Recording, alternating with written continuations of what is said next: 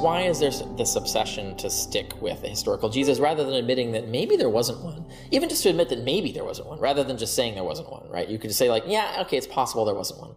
And I've had some leading scholars in the field like tell me privately, like, yeah, actually, I'm not really convinced, like it's 50-50, like maybe there wasn't one, but I really can't like publicly say that because that would be damaging to my career. People would make fun of me. It would be, cause problems for me essentially.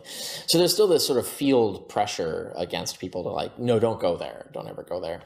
And I think, so there's partly that. And there's this lesson to have learned. A lot of these scholars who are thinking like this saw what happened to Thomas Thompson in the 70s. Thomas Thompson is a professor of the Old Testament, and he's the first one to come out with a peer-reviewed study claiming, hey, Moses and Abraham and the patriarchs are mythical. They didn't exist.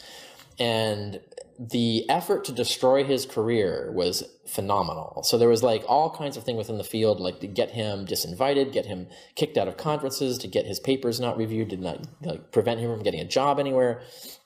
And so he went through a lot of crap over that, like really problematic crap. And people in the field still remember that having happened. And so when you say, well, now you're writing like Jesus didn't exist, I'm not going on that third rail because look what happened to Thomas Thompson, I'm not going there.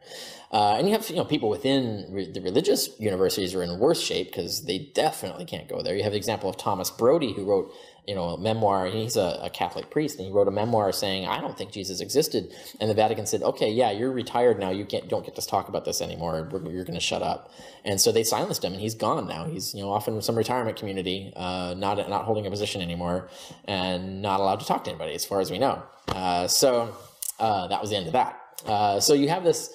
Within the religious communities, it's even worse. But even within the secular community, like if you're a biblical studies professor, who's your audience? Where is your grant money coming from? Where is your departmental funding coming from? It's coming from Christians and Christian institutes. And so you don't want to like rock that boat. The scholars who can come out and say, I doubt Jesus existed, or at least I'm not convinced he did, are scholars who are insulated from being harmed, or have realized they are. I think a lot more scholars are immune to being harmed than they think they are. I think a lot of scholars think they're in more danger than they are, and that keeps them quiet. But some have come out and said, yeah, actually, I'm kind of a doubter of this. And so you have Hector Avalos, you have Art Droge, you have Kurt Knoll, you have a variety of these professors in the field who come out and say, like, yeah, actually, I do doubt the historicity of Jesus.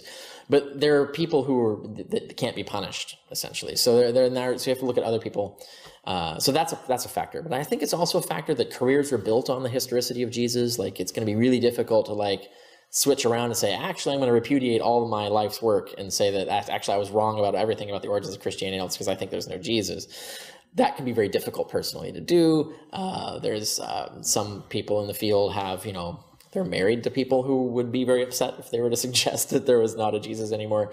So there's a lot of these things, but it's also kind of like, and this is said about Q, for example, that Q is a juggernaut, that it's, that there's so much invested in it that no one is willing to like admit that it doesn't exist. They're so bought into this hypothesis that they just won't listen to any reason and say like, I don't care what the evidence says, I'm convinced there was a Q, and how dare you suggest there's not.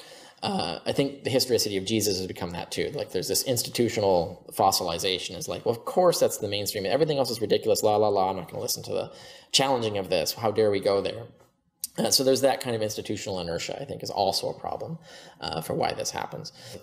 When you look at like the Jesus Seminar, why are they so invested in there being a historical Jesus, even when they're willing to admit most of the stuff about him is made up? Like if you're willing to say most of it's made up, why aren't you just go all the way and say, well, if most of it's made up, maybe all of it's made up.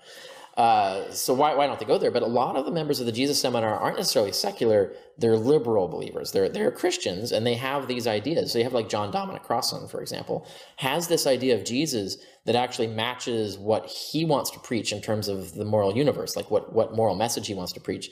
So it becomes important that this is really how Jesus even became historicized in the first place, is that if your hero doesn't exist, it's a much harder sell to say that he's the great moral guide for something. Oh, you mean someone made him up? That's the great moral guide? But if he's real and really said and did the things that you say he said and did, you can say like, oh, look, he is a real moral authority. And so it has more weight, has more psychological effect on people and on yourself, right? So if you want to model yourself after this guy, it's easier to model yourself after someone you believe existed than after a fictional character, let's say. It's not that no one can do that. It's just that it's easier for a lot of people to do that if they believe in the historicity of that person. And that's how Moses gets historicized, for example. It's like why Moses is so important and why Abraham is so important. And the same thing with Jesus. And so I think there are a lot of scholars who really invested in historicity because they're invested in some theology, some idea of what they understand Jesus to have been. And there have been other scholars who pointed out that when they look at this huge diversity of theories of who the historical Jesus was, there's like tons of different versions of Jesus, tons of different versions of what he really taught originally and stuff.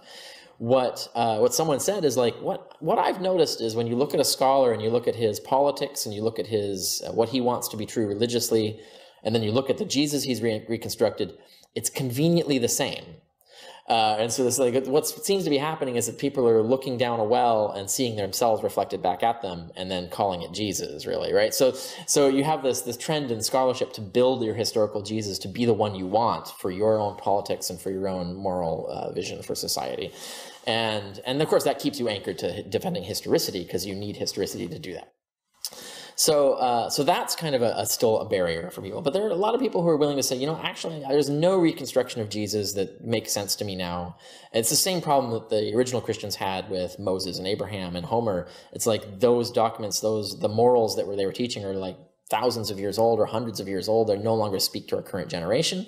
So they rewrite, they create their gospels and have Jesus be the version that they want.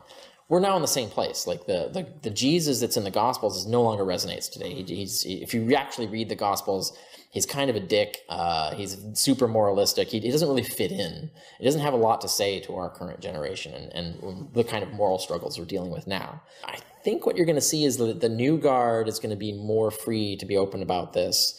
And you're going to see the old guard die off, and you're going to see probably more and more acceptance of this, at least the plausibility that Jesus didn't exist. Not necessarily like adopting the hypothesis that he didn't, but at least saying, yeah, that's as plausible as the zealot hypothesis that's also going on in the field, or the apocalyptic prophet hypothesis, or the Jesus the magician hypothesis, or Jesus the cynic hypothesis. There's all of these different hypotheses about the historical Jesus. The non-existent hypothesis, this other alternative theory for the origins of Christianity, is at least as plausible as all those others. And so it deserves equal respect and a place at the table of the debate.